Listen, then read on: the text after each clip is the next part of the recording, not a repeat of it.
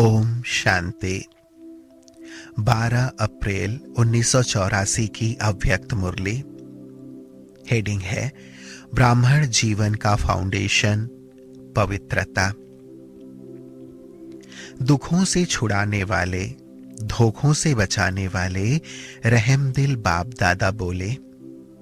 आज बाप दादा सभी होली हंसों को देख रहे हैं। हर एक होली हंस कहां तक होली बने हैं, कहां तक हंस बने हैं। पवित्रता अर्थात होली बनने की शक्ति कहां तक जीवन में अर्थात संकल्प, बोल और कर्म में, संबंध में, संपर्क में लाई है। हर संकल्प होली अर्थात पवित्रता की शक्ति संपन्न है। पवित्रता के संकल्प द्वारा किसी भी अपवित्र संकल्प वाली आत्मा को परख और परिवर्तन कर सकते हो। पवित्रता की शक्ति से किसी भी आत्मा की दृष्टि, वृत्ति और कृति तीनों ही बदल सकते हो। इस महान शक्ति के आगे अपवित्र संकल्प भी वार नहीं कर सकते। लेकिन जब स्वयं संकल्प, बोल व कर्म में हार खाते हो, तब दूसरे व्यक्ति व वाइब्रेशन से हार होती है। किसी के भी संबंध व संपर्क से हार खाना यह सिद्ध करता है कि स्वयं बाप से सर्व संबंध जोड़ने में हार खाए हुए हैं। तब किसी संबंध व संपर्क से हार खाते हैं। पवित्रता में हार खाना इसका बीज है। किसी भी व्यक्ति के गुण, स्वभाव, व्यक्तित्व व विशेषता से प्रभावित होना।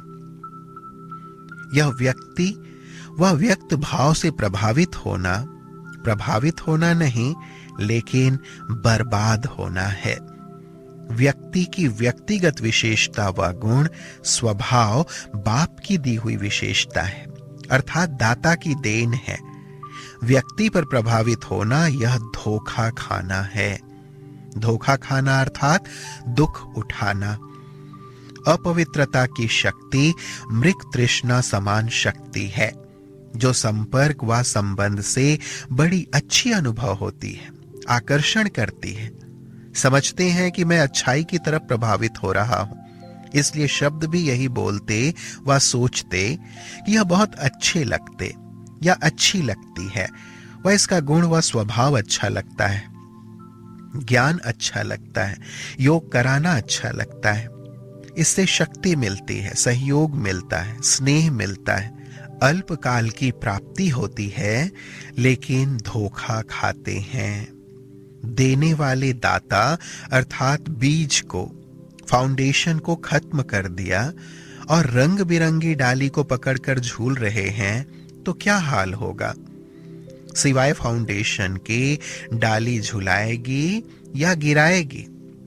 जब तक बीज अर्थात दाता, विधाता से सर्व संबंध, सर्व प्राप्ति के रस का अनुभव नहीं, तब तक कब व्यक्ति से, कब वैभव से, कब वाइब्रेशन, वायुमंडल आदि भिन्न भिन्न डालियों से अल्पकाल की प्राप्ति का मृग तृष्णा समान धोखा खाते रहेंगे। यह प्रभावित होना अर्थात अविनाशी प्राप्ति से वंचित होना। पवित्रता की शक्ति जब चाहो, जिस स्थिति को चाहो, जिस प्राप्ति को चाहो, जिस कार्य में सफलता चाहो, वह सब आपके आगे दासी के समान हाजिर हो जाएगी। जब कलयुग के अंत में भी रजो प्रधान पवित्रता की शक्ति धारण करने वाले नामधारी महात्माओं की अब अंत तक भी प्रकृति दासी होने का प्रमाण देख रहे हो, अब तक भी नाम महात्मा चल रहा है, अब तक भी पूज्य हैं, अपवित्र आत्माएं झुकती हैं, तो सोचो अंत तक भी पवित्रता की शक्ति की कितनी महानता है, और परमात्मा द्वारा प्राप्त हुई सतो प्रधान पवित्रता कितनी शक्तिशाली होगी। इस श्रेष्ठ पवित्रता की शक्ति के आगे अपवित्रता झुकी हुई नहीं, लेकिन आपके पांव के नीचे है। अपवित्रता रूपी आसुरी शक्ति स्वरूप के पांव के नीचे दिखाई हुई है। जो पांव के नीचे हारी हुई है, हार कैसे खिला सकती है? ब्राह्मण जीवन और हार खाना, इसको कहेंगे नामधारी ब्राह्मण। इसमें अलबेले मत बनो। ब्राह्मण जीवन का फाउंडेशन है पवित्रता की शक्ति। अगर फाउंडेशन कमजोर है तो प्राप्तियों की 21 मंजिल वाली बिल्डिंग कैसे टिक सकेगी? यदि फाउंडेशन हिल रहा है तो प्राप्ति का अनुभव सदा नहीं रह सकता, अर्थात अचल नहीं रह सकते, और वर्तमान युग को व जन्म की महान प्राप्ति का अनुभव भी नहीं कर सकते। युग की श्रेष्ठ जन्म की महिमा गाने वाले ज्ञानी भक्त बन जाएंगे, अर्थात समझ है लेकिन स्वयं नहीं है। इसको कहते हैं ज्ञानी भक्त। अगर ब्राह्मण बनकर सर्व प्राप्तियों का, सर्व शक्तियों का वरदान या वर्षा अनुभव नहीं किया तो उसको क्या कहेंगे? वंचित आत्मा व ब्राह्मण आत्मा। इस पवित्रता के भिन्न भिन्न रूपों को अच्छी तरह से जानो। स्वयं के प्रति कड़ी दृष्टि रखो, चलाओ नहीं। निमित्त बनी हुई आत्माओं को बाप को भी चलाने की कोशिश करते हैं। यह तो होता ही है। ऐसा कौन बना है? वह कहते हैं यह अपवित्रता नहीं है, महानता है। यह तो सेवा का साधन है। प्रभावित नहीं है, सहयोग लेते हैं। मददगार है, इसीलिए प्रभावित है। बाप भूला और लगा माया का गोला। या फिर अपने को छुड़ाने के लिए कहते मैं नहीं करती, यह करते हैं। लेकिन बाप को भूले तो धर्मराज के रूप में ही बाप मिलेगा। बाप का सुख कभी पा नहीं सकेंगे। इसलिए छिपाओ नहीं, चलाओ नहीं, दूसरे को दोषी नहीं बनाओ, मृग तृष्णा की आकर्षण में धोखा नहीं खाओ। इस पवित्रता के फाउंडेशन में बाप दादा धर्मराज द्वारा 100 गुणा पदम गुणा दंड दिलाता है। इसमें रियायत कभी नहीं हो सकती। इसमें रहम दिल नहीं बन सकते, क्योंकि बाप से नाता तोड़ा तब तो किसी के ऊपर प्रभावित हुए।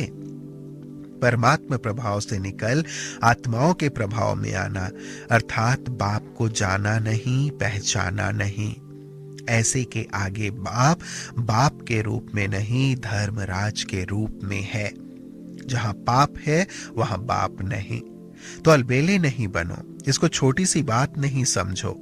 वह भी किसी के प्रति प्रभावित होना कामना अर्थात काम विकार का अंश है। बिना कामना के प्रभावित नहीं हो सकते। वह कामना भी काम विकार है, महाशत्रु है।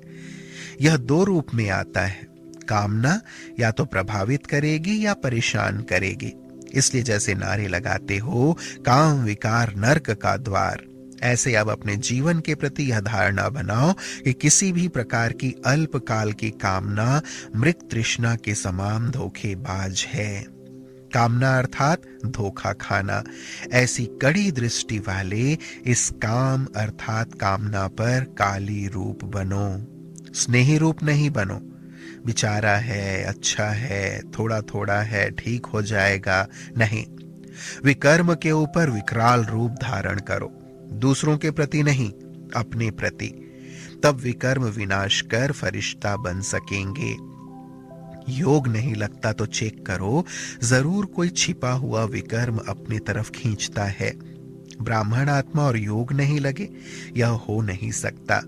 ब्राह्मण माना ही एक के हैं, एक ही हैं, तो कहां जाएंगे? कुछ है ही नहीं तो कहां जाएंगे? अच्छा, सिर्फ ब्रह्मचर्य नहीं, लेकिन और भी काम विकार के बाल बच्चे हैं। बाप दादा को एक बात पर बहुत आश्चर्य लगता है। ब्राह्मण कहता है ब्राह्मण आत्मा पर व्यर्थ व विकारी दृष्टि वृत्ति जाती है। यह कुल कलंकित की बात है। कहना बहन जी व भाई जी, और करना क्या है? लौकिक बहन पर भी अगर कोई बुरी दृष्टि जाए, संकल्प भी आए, तो उसे कुल कलंकित कहा जाता है। तो यहां क्या कहेंगे?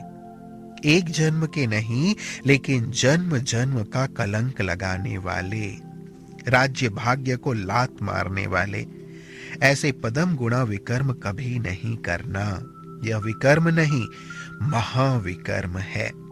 इसलिए सोचो, समझो, संभालो। यही पाप जमदूतों की तरह चिपक जाएंगे। अभी भले समझते हैं बहुत मजे में रह रहे हैं, कौन देखता है, कौन जानता है, लेकिन पाप पर पाप चढ़ता जाता है और यही पाप खाने को आएंगे। बाप दादा जानते हैं कि इसकी रिजल्ट कितनी कड़ी है। जैसे शरीर से कोई तड़प तड़प कर शरीर छोड़ता, वैसे बुद्धि पापों में तड़प तड़प कर शरीर छोड़ेगी। सदा सामने यह पाप के जमदूत रहते हैं। इतना कड़ा अंत है, इसलिए वर्तमान में गलती से भी ऐसा पाप नहीं करना। बाप दादा सिर्फ सम्मुख बैठे हुए बच्चों को नहीं कह रहे हैं, लेकिन चारों ओर के बच्चों को समर्थ बना रहे हैं, खबरदार, होशियार बना रहे हैं। समझा? अभी तक इस बात में कमजोरी काफी है। अच्छा, सभी स्वयं प्रति इशारे से समझने वाले, सदा अपने विकल्प और विकर्म पर काली रूप धारण करने वाले, सदा भिन्न भिन्न धोखों से बचने वाले, दुखों से बचने वाले शक्तिशाली आत्माओं को बाप दादा का याद प्यार और नमस्ते। हम बच्चों का भी प्राणेश्वर बाप दादा को याद प्यार और नमस्ते, नमस्ते, नमस्ते। ओम शांति।